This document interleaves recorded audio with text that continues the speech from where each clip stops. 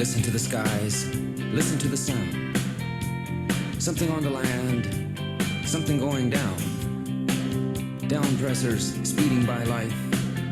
Fever's heart, burning rivers to cross. Walls of Babylon, material noise. Thinking they've touched the moon. Freedom takes a rocket blast. Just another day, like yesterday.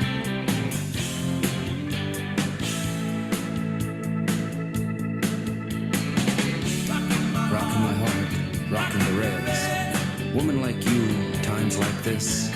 All that's real connects to you. Happy medicine, making me smile. Seeing you laugh, getting so near.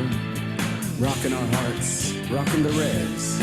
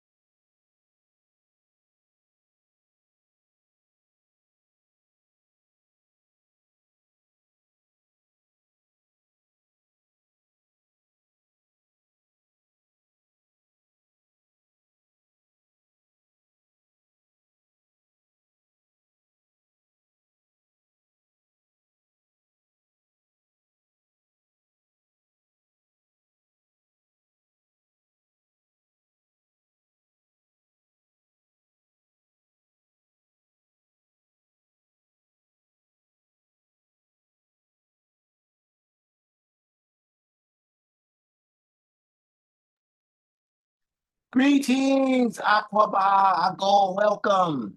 Happy Sunday. We hope you are well. We hope you are reaching your highest level of mental, physical, and spiritual strength. And if you are not there, that you will be arriving there shortly. Welcome to this week's episode of Our Ancestors' Voices, a weekly program sponsored same time, same place by the All African People's Revolutionary Party. We are so happy on this September 1st to be able to talk to you about the Libyan Jamihiriyan, the country of Libya, the Libyan Revolution, which is commemorated from September 1st, 1969.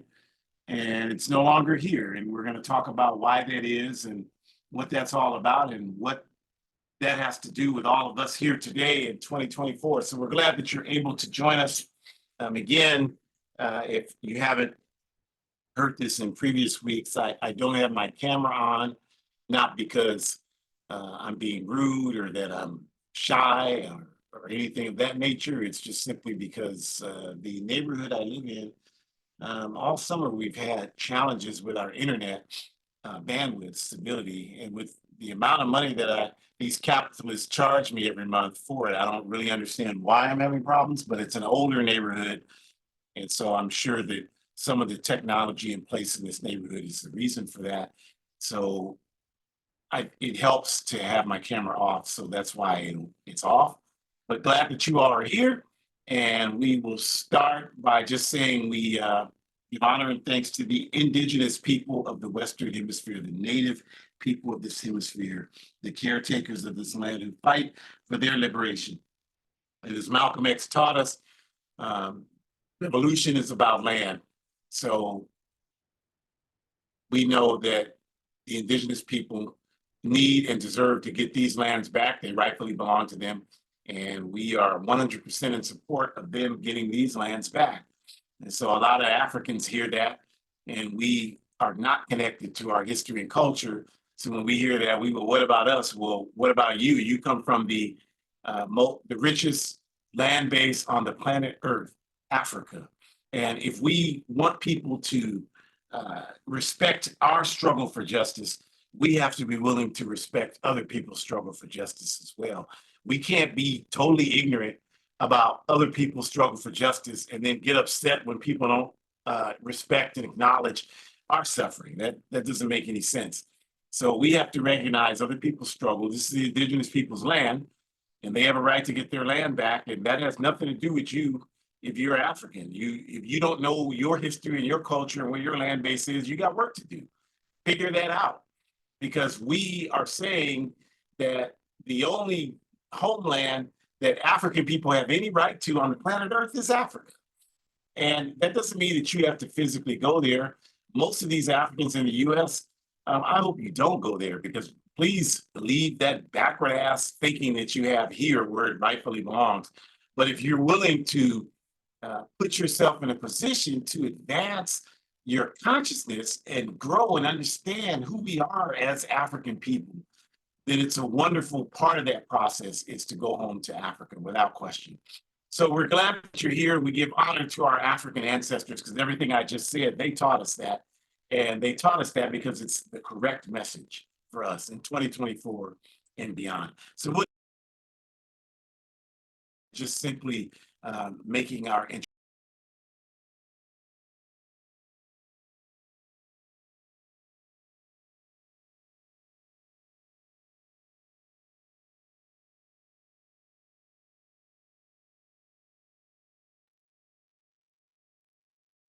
Comrade Ajamu,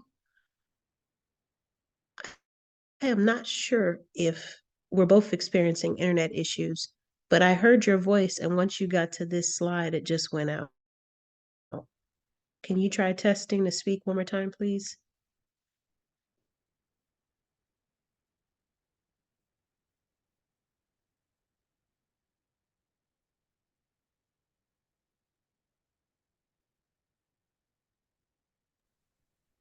Can you hear me now? I can't hear you say that. Okay, so I don't know what happened. We'll just say it was the police. All right, so let me start over. And just, now I'm having computer issues, of course, but I'll just jump ahead and say that you're hearing me okay still. APRP is a revolutionary independent Pan-African political party that is based in Africa. Our objective is Pan-Africanism, which is defined correctly as one unified socialist Africa. You can go to our website to get more information on our work to achieve Pan-Africanism. And that work is outlined in Kwame Nkrumah's Handbook of Revolutionary Warfare. If you're looking at a screen, you can see the book cover there. That explains, you read that book, you understand what the AAPRP is doing. Well, at least you understand the concept. You really probably won't understand the actual work until you're involved in it, or at least involved in some serious organizing work that would allow you to understand what revolutionary organizing work looks like. You don't understand revolutionary organizing work by watching TV or watching TikTok or anything of that nature. The only way you understand it is by participating in that struggle. And that means studying the work and engaging in the work. That's how you understand it. So our Ancestors Voices is hosted each week by myself, Ajamu, and Shakura, my biological daughter and ideological daughter, both of us active within the All African People's Revolutionary Party. And so to get us started, I turn it over to Shakura. Greetings. Thank you so much. I was having some mic issues there for a moment. Okay. All right. Ku Klux Klan, you can't bother our seminar today. You got to go. All right. Greetings, everyone. We hope you are well. So, we are starting off by asking this question. What does African self-determination look like? And I want us to think about what response we would give to that while I tell you all a little story. So, we know that in past seminars that we have done, we have highlighted African nursing, lactation, chest feeding, breastfeeding week. For those that don't know, it is commemorated in the backward US the last week of August. So shout out to all African families that are giving their babies human milk. We hope you all have found those seminars to be useful and helpful, as we have released at least 3, I can remember, probably more. And so understanding that, the act of chest feeding, breastfeeding is actually very revolutionary, right? And so hopefully you all have found those to be useful. But on a related but slightly separate note, we want to ask this question about African self-determination because we are trying to help you all understand that if you consider joining an organization that's working for justice, you will not only have a better definition of what that question and answer looks like, but you'll also be able to tap into other people's thoughts around that question and answer. Excuse me, which is really important because if you're not in an organization that's working for justice, then you pretty much have no protection against this capitalist system teaching you to individualize yourself and to think about yourself only, to promote only your needs and your wellness and things that benefit you. And so therefore you have no way of protecting yourself from the selfishness that is socially accepted within this capitalist system. If you're not in an organization that's working for justice, you have no way of protecting yourself from that. Because if you are in an organization that's working for justice, you are constantly being reminded that the work you do is bigger than you. You're constantly being reminded that the people you are servicing them so that you can make a difference for all of humanity. You are constantly being reminded that there is always more work to be done. There is always more work to be done. And if you're not in an organization that's working for justice, then you're not going to understand why it's important to do something for someone else. You're not going to understand that. Because being in an organization that's working for justice is literally retraining our brains to release the propaganda that capitalism has already instilled within them. And you must understand, capitalism has been working to influence you since you were in your parents' womb. Before you could even speak words, capitalism was influencing you because it was influencing your parents and it was influencing the person who carried you. And unfortunately, the person who carried you couldn't stop that propaganda from coming into the womb and impacting you before you were even born. That's just the way of how it works, because that's how powerful propaganda is, especially capitalist propaganda. Okay. So the story I want to share with you all is very much tied to being in an organization that's working for justice. As I said, we celebrate African chest feeding, breastfeeding week this past week of last week of August. And as one of the organizations that I belong to, we have a 3K walk annually to commemorate that. That was yesterday. So I got up early, went to this 3K walk so that I could help set up, take registration money, collect forms and pass out t-shirts, all the things. And we've already finished the 3K. We're back at our starting point and we're about to disperse, but we're just, networking, talking, explaining to one another why this work is so important, affirming one another, creating a safe space to be reminded that it's okay to acknowledge how white supremacy has had a huge impact on chest feeding and breastfeeding rates and what that looks like, talking about the importance of respecting one another and coming together to understand that even the work we are doing to support our queer identifying folks who want to give their babies human milk, we still have a responsibility to do that. Differently abled people who want to give their babies human milk, we still have a responsibility to do that. We're having all of these political, ideological conversations post this 3K walk. And this very ignorant African person who's probably identifying as a male because they just carry themselves like there's nothing that they can learn in the world. And I don't mean to disrespect male identifying folks who are listening to this right now, but patriarchy, capitalism, white supremacy does kind of teach you all that you know everything. And it also affirms and socially accepts that you get to walk around like you know everything when sometimes you even admit that you don't know everything. And that's exactly the point of this story, you all. The brother walked up to the table and wanted to know why we were out there. And I'm already irritated because we have banners up. So you're just not reading, which is already irritating to me. But I'm like, okay, just be calm. So I didn't say anything. I just sat there. And he said, yeah, I just want to know what this is all about. And so the person sitting next to me said, well, we're out here celebrating Black Breastfeeding Week. The last week of August is Black Breastfeeding Week. And he was like, oh, well, breastfeeding is very natural. Okay, we don't need you to see, because that's what y'all do. I'm sorry, but that's what some of y'all do, but that's okay. And so the woman said, yeah, we know. That's why we're out here commemorating it. We know that, but we're trying to get other people to understand that. We're trying to break down the walls. We're trying to help people understand that they need to support one another. And then she looked at him and she said, like, even having conversations like this is a good way to have this topic be normalized because right now it's stigmatized. And the guy was like, yeah, my daughters, they nurse their children. That's not something that I know anything about. Okay, well, now you have some humility. So I appreciate that. And so we have a booklet on the table. I brought the books. I have 8,000 of them here. I don't need 8,000 books to talk to me about breastfeeding. I have a pretty good idea based on the one book that I already read. I don't need 7,999 more. So I'm bringing these books to share with people. Now, he just said to me, you all, that's not something I know much about. That's what he just said. And I want you to remember, I'm tying this back to the importance of being in an organization that is working for justice. So I said to him, here you go, brother. You might want to take this pamphlet then. This book is actually very helpful and very useful and informative so that you can share it with somebody else. Maybe you can learn a thing or two. Oh, no, I don't need that. I said, but you just said that you don't know anything about this. Oh, I wasn't talking like that. Well, what were you talking about then? And at that point, I lost interest in the whole conversation. And apparently he did too, because he just turned around and walked away.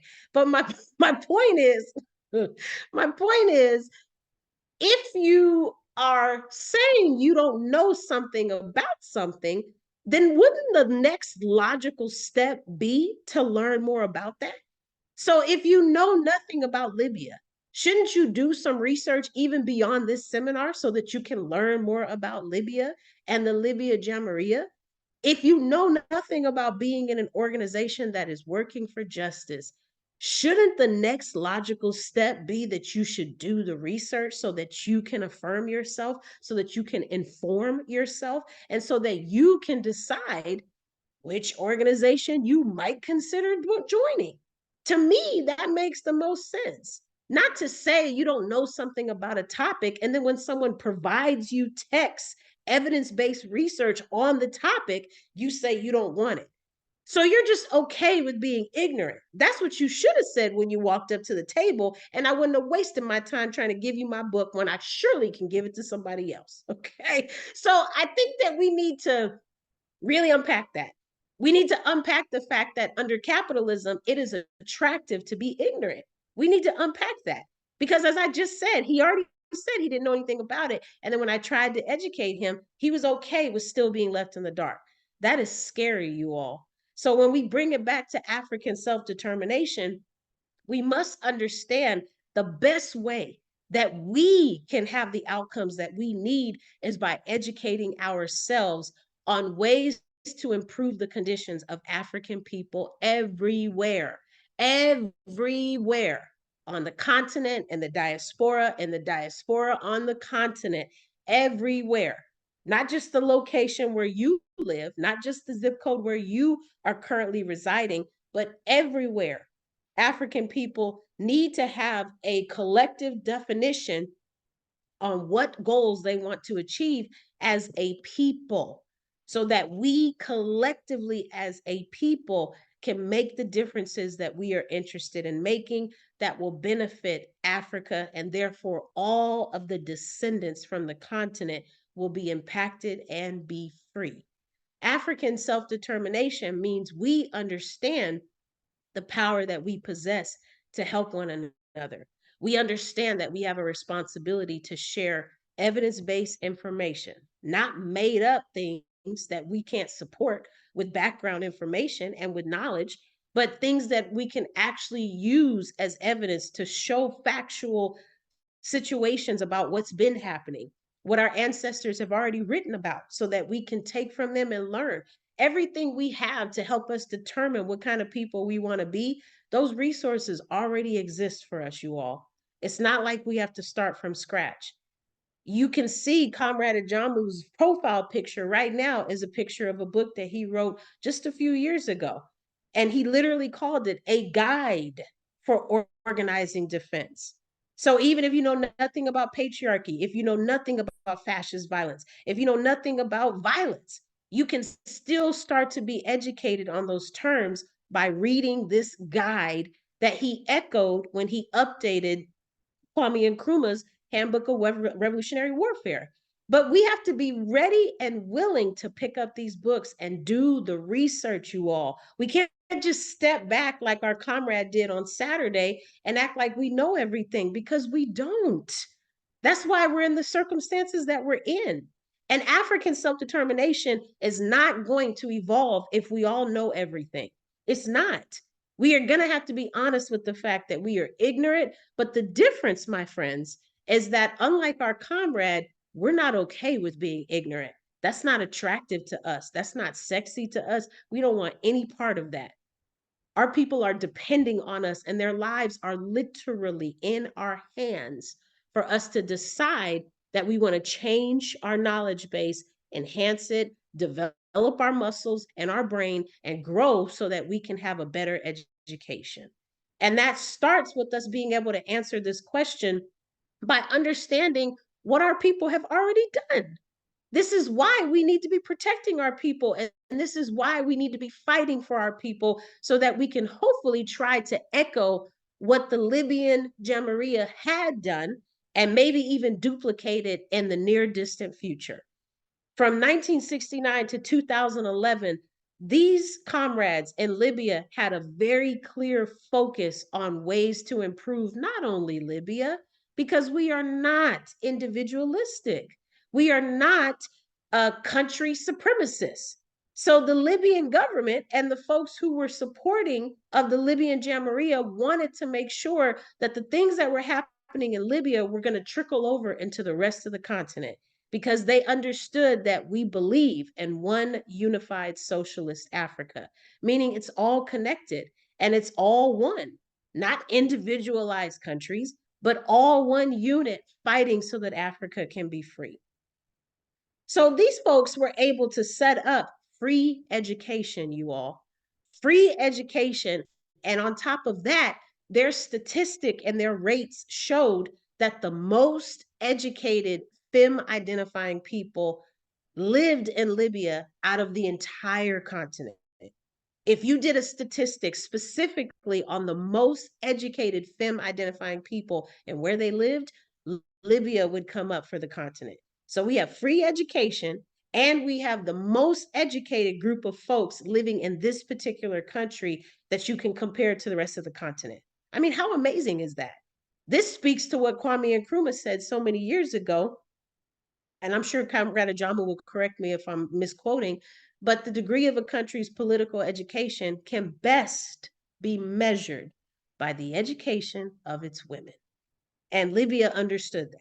So they made sure to get that information to those folks as soon as possible so that those folks could then take that information and bring it back to their families, impact their parents and their in-laws, impact their nieces and nephews, godchildren, anyone who was willing to listen to them because they brought that knowledge back to those communities, back to those neighborhoods, and therefore they were able to make some changes on a larger level. They also had free healthcare. Free healthcare. And I'm blown away by that because we don't really talk so much about just how important having access to free healthcare really is. So many people are scared of the word socialist. They're terrified of it, but I guess we should beg the question, have we even stopped to consider how beneficial a socialist program can actually be if people who needed consistent medical care lived in a place like Libya during this time of the Jamihiriyan, where they were able to get free health care? What would that even look like for them?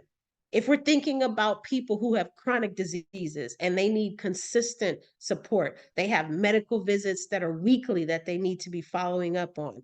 I'm thinking of people who have serious issues like gout or diabetes, COPD, people who are suffering from liver disease and liver failure. They would need consistent around the clock care.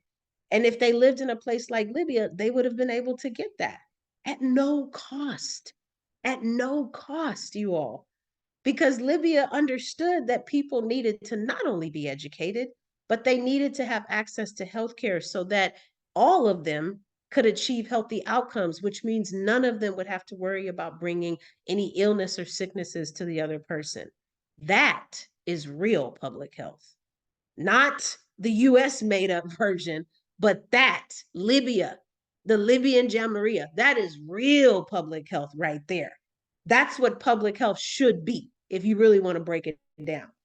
And government subsidy support for new families through monetary stipends. So for new families that were starting off, they had monetary stipends to help them as they started their life with their little ones.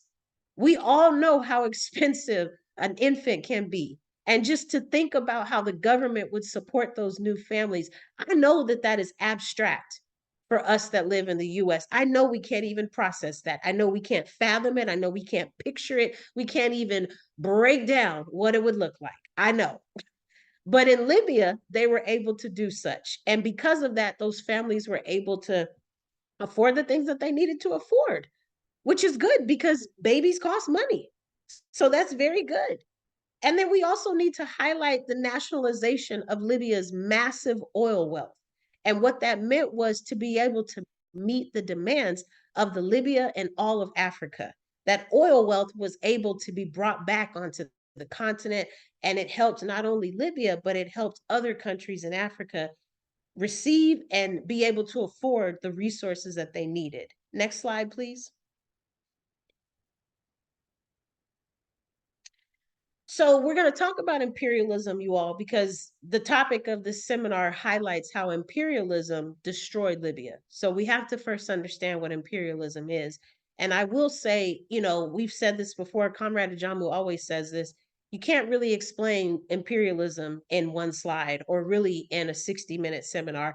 This is a concept that I've been studying for the last 3.5 years, and I still need more reinforcements, and more information, to read about it. So, you know, in work study, we have the book list and we have V.L. Lenin's book, Imperialism, the Highest Stage of Capitalism.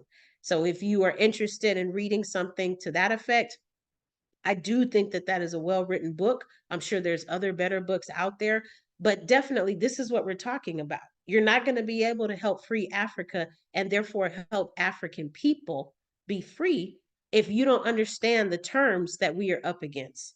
If you don't understand what imperialism is, how the heck are you going to be able to fight against it to help Africa be free? Because Africa is suffering right now because of this. And if we don't know what it is, then we're not in a position where we can fight back. You might think we need to be fighting back physically, and we are. That is true.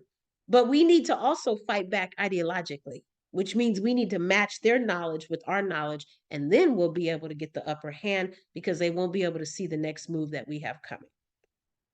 So when you think about imperialism, you want to think about the exploitative country, okay? So an exploitative country that can no longer meet the greed that it has through the resources that it's already taken from within the borders of the country that it's exploiting, right?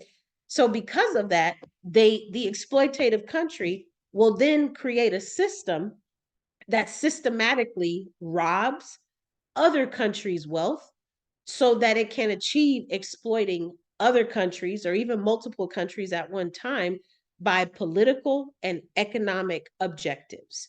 So you might think about how if you have resources that I am interested in, I might be trying to take all of your resources and I will be successful in doing so, but I will start to get bored because I need more resources because I'm greedy and I've already taken everything you have. So I might find myself creating a system where I can start to look at systematically stealing from other folks that also live in your neighborhood to where I can take resources from them and take resources from you and make sure I take resources from the person who lives behind you and the person diagonal to you, the person to the left of you, the person to the right of you, whatever, blah, blah, blah. If you live up over someone, I'll make sure to get the person under you. If you live under someone and vice versa. So, and I'm doing that because I'm focusing on the political aspects of how I can get their resources and also the economic aspects of how I can get their resources. So this is basically a rough way of us understanding what imperialism looks like in terms of taking advantage of other countries while you're already exploiting a current country. And the way you take advantage of those other countries is through their political and their economic lens. So you may be talking with folks about their economic system and you found a way to control that and manage that. You also are looking at the political part and you found a way to control and manage that. And now you can rob them as much as you want because you have full deciding factors on how those countries are going to exist based on their economic systems and their political parties, their political existence, their political status, whatever that may look like. A great example of imperialism implementation, we can think about the Belgium and Leopold in the Congo. The Congo was 3 times the size of Belgium. It was 3 times the size of Belgium, you all. And all of the Congo's resources were owned and controlled by King Leopold of Belgium. Okay. So King Leopold controlled all of the resources in the Congo, even though the Congo was 3 times the size of Belgium. Leopold literally enslaved 10 million Congolese people, specifically to line his pockets, his individual pockets with wealth, making him one of the richest people alive during that time. Meanwhile, Leopold never even bothered to visit the Congo in person. So you got somebody who is controlling the Congo when the Congo is 3 times the size of where they live, but this person is able to control the Congo, enslave 10 million Congolese African people so that his pockets can get fatter because of the profit. We know that the transatlantic slave trade was very lucrative. So the profit that comes from that, and then being able to make him one of the richest people in the world. And he never even had to step foot on the land that he was able to enslave 10 million people from. So as I prepare to pass the slide back to Comrade Ajambu, you all, we have serious oppositions that are against us.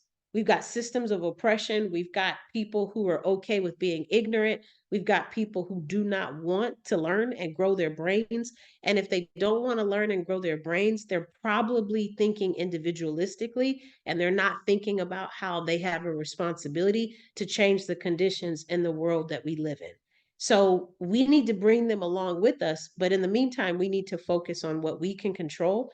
And that starts with increasing our political education, doing the research so that we can learn and grow. That's what PE stands for, political education.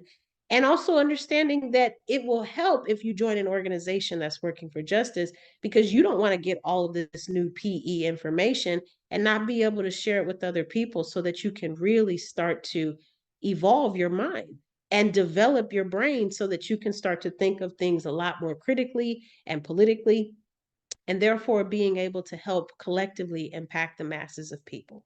Ashe. Ashe, obrigada, asante sana, medasi. Just one clarification I wanted to make before I switch this slide to the next one. And so when we're defining imperialism, like you were saying, Shakur, it's a country, like in the case of the example provided, Belgium is in Europe, and Belgium wanted to expand its wealth. So Leopold went outside of Belgium and colonized the Congo, which is the richest country in Africa, and Africa is the richest land base on the planet Earth.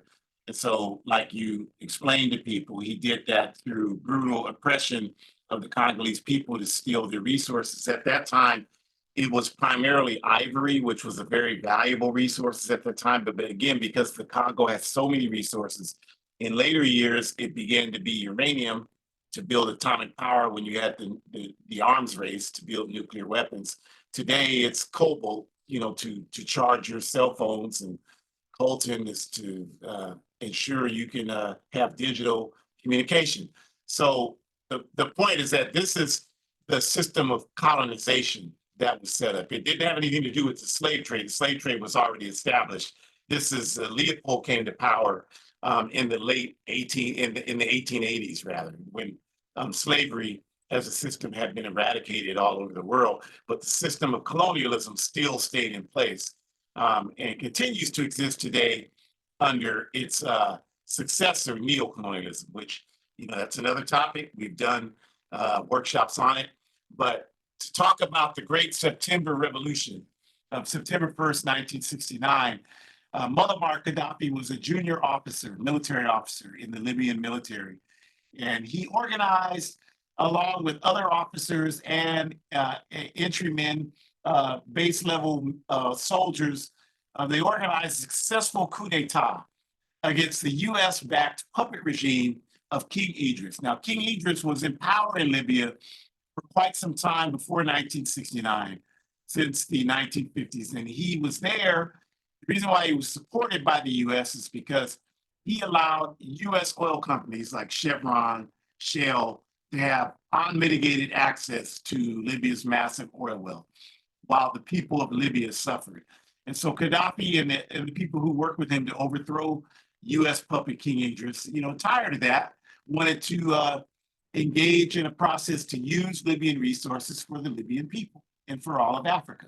And Gaddafi was from the Manoan Desert area, which is a very poor region in Libya at that time, but was primarily inhabited then and still today by people that you would call Black. Although Gaddafi was clearly an Arab, growing up there, he understood and saw the way that the oppressive King Idris regimes treated the African masses, the Black masses. And so from that, he began to identify closely with people that look like you and me, who, you call yourselves Black. He began to identify with that and begin to have a vision of creating a new Libya that would no longer oppress people because of their quote unquote race. And so the revolution resulted in the implementation of this type of socialist policies that Shakur talked about: the free education, the free healthcare, the stipend for new families, redistributing the oil wealth to serve the interests of the Libyan people and all of Africa. And they did that based on the programs indicated in the Green Book, which if you have a screen, it's on there. It's a book that was written by Gaddafi, which lays out the principles and practices of the Libyan Jamahiriya. They did not consider themselves a political party. They considered, to them, the political party was all the people of Libya. Okay, and so to demonstrate that, because we don't support military coups d'etats. Historically, military coups d'etats do very little to improve the conditions for the masses of people. But in the case of Libya, they were able to ensure that it did not remain a military coup d'etat because they had a plebiscite. They had a national referendum. Rather, they have 3 of them, where everybody in the country is encouraged to vote. And these are real elections, not the kind of fake, super rich, controlled elections that exist in these capitalist countries like this one here, but a real national referendum where a garbage collector and an unemployed person's vote is just as important as the vote of someone who has plenty of money. And the person who has plenty of money can't use their money to buy additional influence like they can here and in these capitalist countries. So they had a national referendum, and all 3 times the masses of Libyan people voted overwhelmingly for the Jamahiriya to continue to be the governing force in Libya. So there's no question that Muammar Gaddafi and the Libyan Jamahiriya had the support of the Libyan people. No question. I mean, this is, if you want to understand this, because I know, U.S. capitalist propaganda, Gaddafi was a dictator, Fidel Castro was a dictator. And these folks had, who would, in their right mind, would be in a society where education was free? Well, let me put it to you like this. If you wanted to be a dictator of a country, the stupidest thing you could do is make education free. Because now what you're doing is you're setting in motion a reality where in a couple of generations, people on a mass level are going to be well educated because education's free. And if that's the case, they are not going to submit to oppression.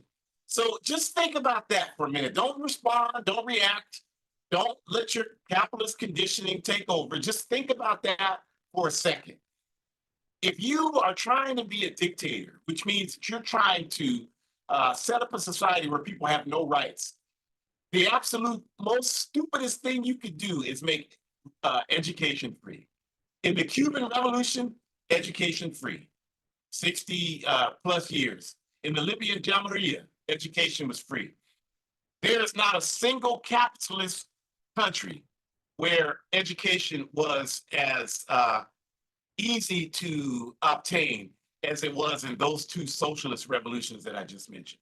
And if you live in the United States of America, that education is the polar opposite of being free. So just food for thought. And again, Libya's great accomplishments.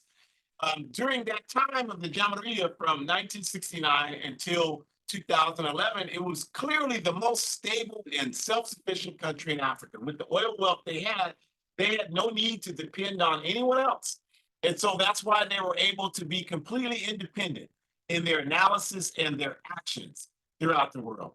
And it was a country where socialism made poverty and illiteracy negligible, meaning that they established campaigns in the Jamahiriya where they wiped out illiteracy, where before the Libyan revolution, some 80% of the people in Libya could not read or write. After the Jamahiriya came to power in 1969, a few short years after that, 90% of the people in Libya were literate. And again, that's a dumbass thing to do if you want to keep people enslaved, is to provide them the opportunity to be educated. That just doesn't even add up. I mean, you just think about that and get back to us on it. But it doesn't add up to do that. These are socialist concepts, you all. That's why you don't have them here. This is a capitalist country, a backward-ass capitalist country. And of course, the great man-made lake, rivers, that you see the picture on the top, where Libya spent massive resources building pipelines to send water throughout the Sahara Desert, the driest region on the entire planet Earth. And they did that. And that's why today, if you go to the countries around the Sahara Desert, the Sudan, Chad, Niger, Mali, all of these types of countries, and you talk about, try to go to those places and say something bad about Muammar Gaddafi, thinking that you're here in the backward ass US, and see what happens to you. Because those people know that it was Gaddafi and Libya that gave them potable, healthy drinking water that they never had before that, and they no longer have today because of US imperialism, which we'll talk about shortly. But that was a project that Libya built. The US and all these capitalist countries had nothing to do with that. And not only that, but Libya supported genuine African and Palestinian liberation movements. Now, Libya was a radical country, so they did not support the more quote unquote moderate Palestinian elements. Like at that time, it would be Al Fatah, which was led by Yasser Arafat. Today, the offspring of Al Fatah is the Palestinian Authority, which is the governing body in the West Bank in Palestine today, occupied Palestine. But Gaddafi supported the more radical Palestinian elements, like the Popular Movement for the Liberation of Palestine, the PFLP, and the Democratic Front for the Liberation of Palestine, the DFLP, the Palestine Communist Party. Those were the elements that he in Libya supported, and also supported revolutionary forces, like the coup d'etat in Burkina Faso in 1983, the early 80s, that was led by Thomas Sankara, who was also from the military, that also took the same route that Libya did, had national referendums to bring about the people's will on those military coup d'etats. And this is what we want to hopefully see happen, and what's happening in Burkina Faso today with the coup d'etat that's happened there, and the African Traye, and hopefully they can begin to implement some of those national referendums. And in Mali, the same thing.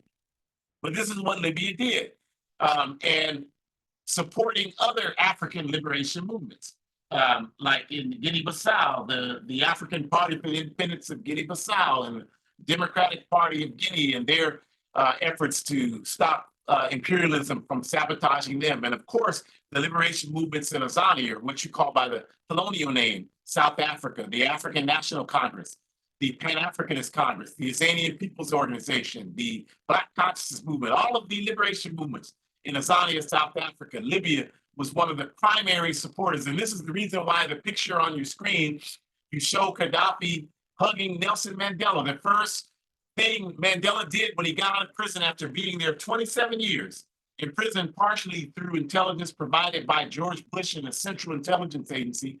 But when he got out of prison in 1990, the first thing he did was go to Cuba and express support for the Cuban Revolution, support for liberation movements in Azania, South Africa. And then he went to Libya to express appreciation for Libya's support for the liberation struggle against racist apartheid in Azania, South Africa.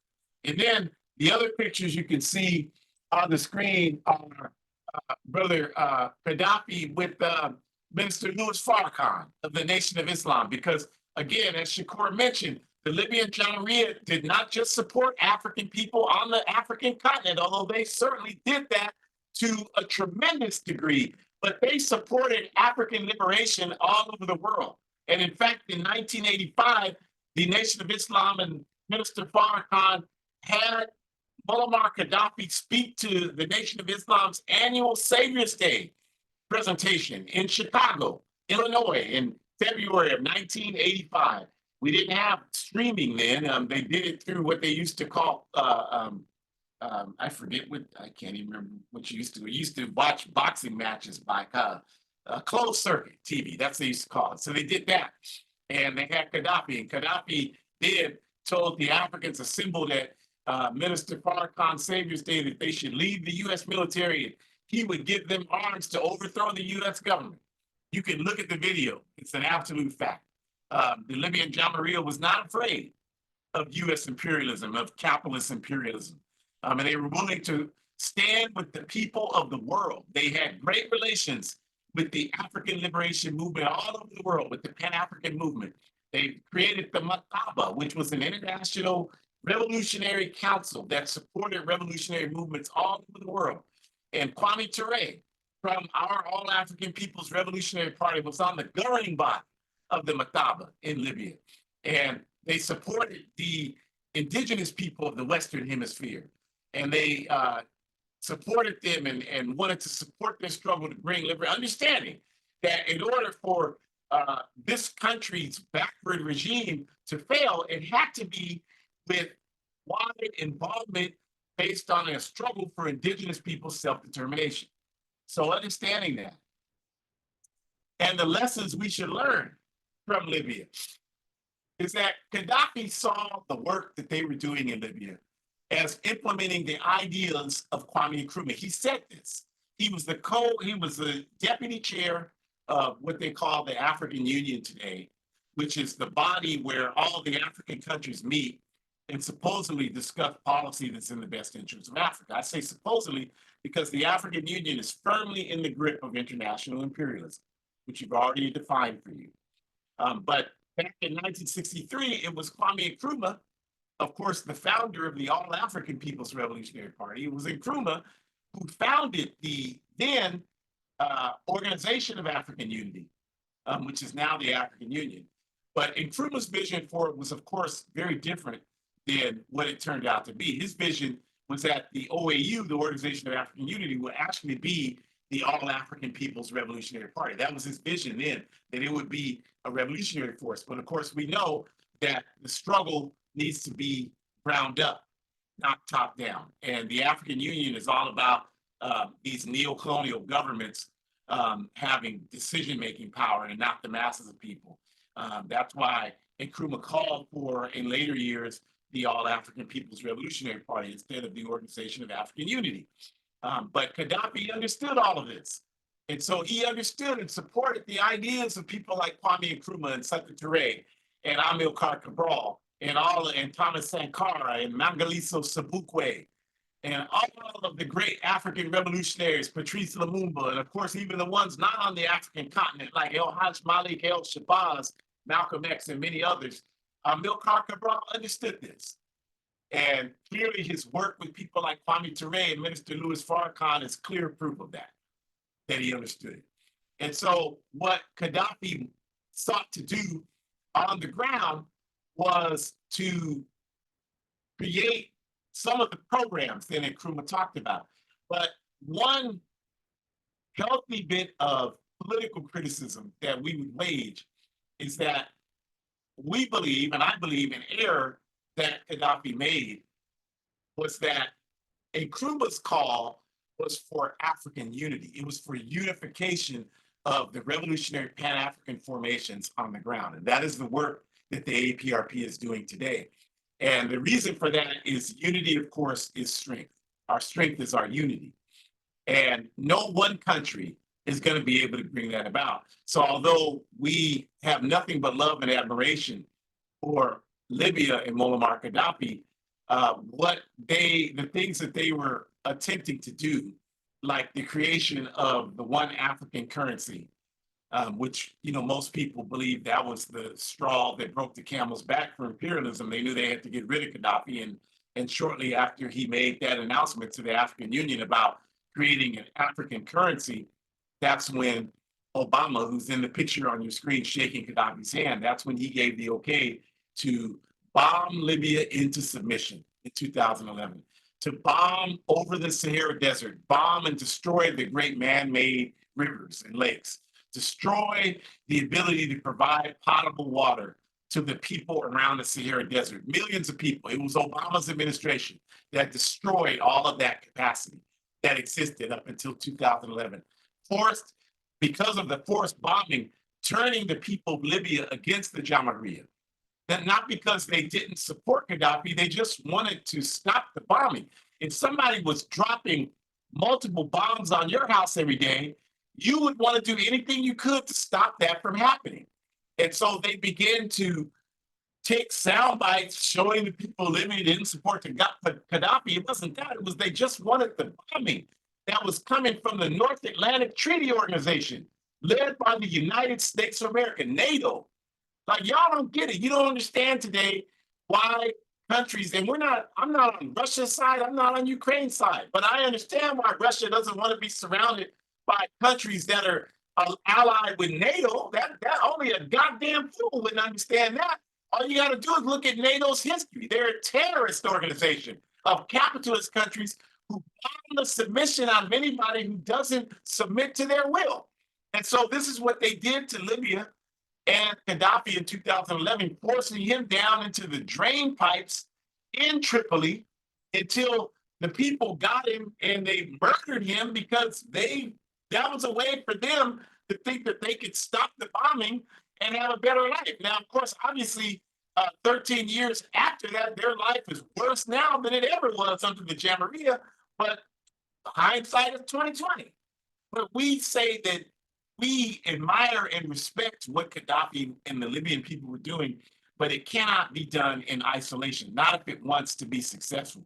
It can only be successful if it's a part of an organized process to do the same type of work all over the African continent and all over the African world. And understanding that, like, there's no need for scarcity or insecurity in this thinking.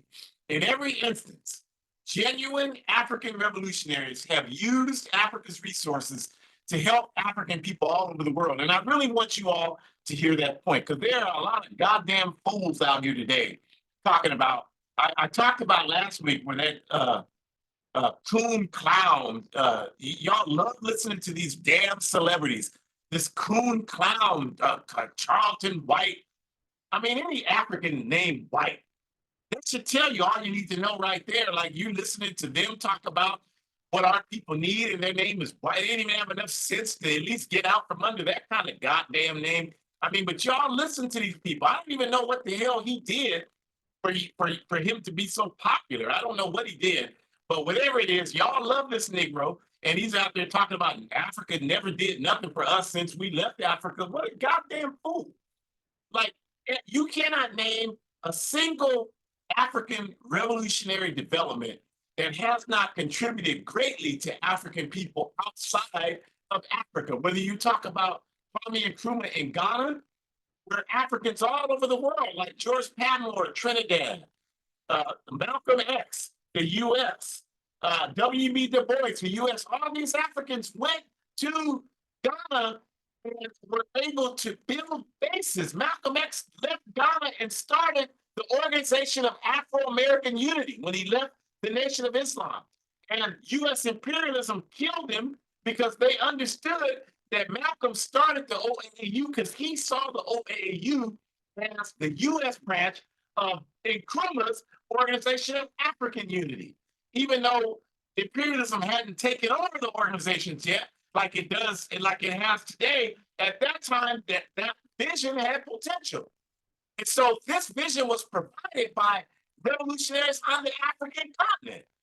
And Malcolm X told y'all, if you just read, you would know this. The highest inspiration of my life was meeting and working with Kwame Nkrumah. That's what Malcolm said. That's not a John who's saying that. He didn't say Elijah Muhammad. You can get mad at me if you want to, but that's your problem. That's what the man said. And I would argue that he had good reason to say it because that's what happened those last 11 months of his life. And I'm not taking anything away from the nation and Elijah Muhammad. That's just a fact, because he began to have a broader vision of our people's struggle. And that's our problem, is we don't have that broad vision. We only see the struggle from a very limited micro-nationalist standpoint. And what has that gotten us? It hasn't gotten us a damn thing. Every African, whether we talk about Sankara, whether we talk about Sekou Touré, we've talked in great detail about what Sekou Touré did to support the African liberation struggle here in the U.S. If you don't know about it, that's your goddamn problem. You just like the person that Shakur described and walked to the table yesterday. You want to act like you know every goddamn thing, and you don't know anything. I mean, he's done so much. You look it up. We've done countless, at least 5 workshops on that very topic of what Sekou Touré and the Democratic Party of Guinea have done for the African liberation struggle in the U.S. So anybody today in 2024 that says, well, they did nothing for it, you're just a damn fool, and you're happy being a damn fool. You don't want to be anything else except a damn fool. We just talked about what Gaddafi had done. He gave Louis Farrakhan $10 million. He gave Farrakhan 5 million in 1985 to build African liberation programs here in the US. He gave Elijah Muhammad 5 million in 1973 to do the same thing. So he gave the African liberation struggle in the US $10 million. And none of these goddamn celebrities that you all, if they pull out their penises and urinated, you open your mouth and receive it, they're giving you a goddamn thing. And you're up here talking about, I'm good, he did nothing. Shut the hell up. You don't know what you're talking about. And you're driving us back in the Stone Ages with your ignorance. And the problem with this is there's no shortcut, you all. Everybody wants to get a shortcut. Everybody wants the easy way. There's no such thing. Only the masses of people make history. The only way we're going to have freedom is if we do the work to organize the masses of our people. What Gaddafi sought for us can only happen with the organization of the masses of people. They can't bomb all of us into submission. There were plenty of African troops represented, just like in the Olympics. There were plenty of African troops represented in the US military, represented in the British military, represented in the French military, represented in the German military. We live in all these goddamn countries. These were the people that bombed the Libyan Jamihiriyan into submission. If we had a collective consciousness, maybe some of those Africans from some of those countries would sabotage those mechanisms so that they couldn't bomb us. And then they would refuse to go and fly the planes there and carry out those terrorist actions. That's what mass consciousness looks like. That's who we need. And that's who we're fighting for, you all. So we really want to thank you for joining us today. We definitely want to invite you back next week, September 8th, same time, same place. We're going to be analyzing the 2024 US presidential election from a revolutionary Pan-Africanist perspective. So please join us when we break down the Democratic and Republican parties here in the US, what that really means for the masses of African people, right? And the upper QR code in the left-hand corner, you can go there. We strongly encourage you to do that so you can see all of the APRP programs that are available for you to check out. So please go and do that. Go to the Forward Ever shop and tell people about it. If you're looking for revolutionary African apparel, that is the spot to go and get it. Please support revolutionary African organizations. Stop talking about supporting Black business when most of them do nothing to advance our people and only to advance their own individual pocketbooks.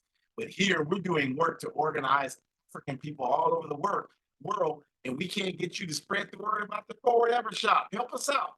And the same with Hood Communist, Revolutionary African Blog, Pan-African Blog. Read.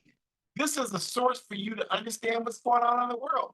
And we sit up there and you watching CNN and MSNBC and then wondering, and Fox News, wondering why you're so goddamn ignorant about what's going on in the world. When we have sources like Hood Communists that provide you quality information about what's happening in African struggles around the world, right? Join the All African People's Revolutionary Party. You can do that by going to www.aaprp-intl.org. And you should contribute to Revolutionary African Organization. You can contribute to the APRP at Venmo Venmo @A-APRP and PayPal @AAPRP no dash. So please do that. Support our comrades on the ground in Burkina Faso. The lower right QR code will allow you to become a monthly sponsor to the Thomas Sankara Center for Liberation and Pan-African Unity, which is the work of the All African People's Revolutionary Party in Burkina Faso. So please support that. They are doing tremendous work organizing our people on the ground there with revolutionary education and activities. In my book, as Shakur mentioned, A Guide for Organizing Defense Against White Supremacist, Patriarchal, and Fascist Violence. It's a step-by-step guide on how to organize in your communities. You want to get that? It's only $8 US. You only can get it on Amazon. They got the printing press and the shipping.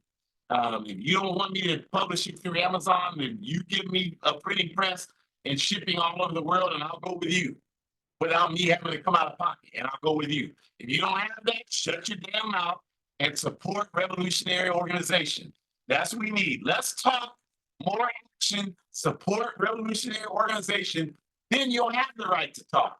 Forward ever, backwards never. We want to wish you a great rest of your Sunday evening.